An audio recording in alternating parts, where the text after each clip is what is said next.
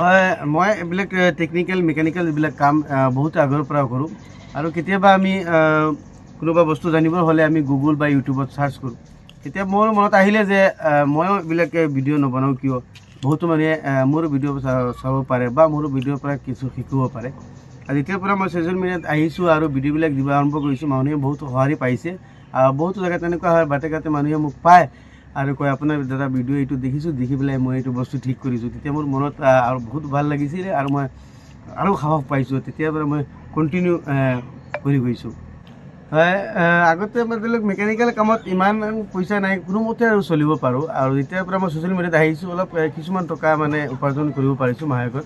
আৰু যোৱা সপ্তাহত মোৰ এটা ভিডিঅ' 100 মিলিয়ন ক্ৰছ কৰি গৈছে। মই ভবাই নাছিলোঁ মই এজন সৰু ক্ৰিয়েটাৰ আৰু এজন অসমৰ ক্ৰিয়েটাৰ হৈ মানে ইমান 100 মিলিয়ন কেতিয়া মই সপোনতো ভবা নাছিলোঁ। কিন্তু আজি এই ভিডিঅ'টো 132 মিলিয়ন ভিউ হৈ গ'ল আৰু বহুতো ভাল লাগিছে আৰু এক্সাইটেড হৈ আছোঁ।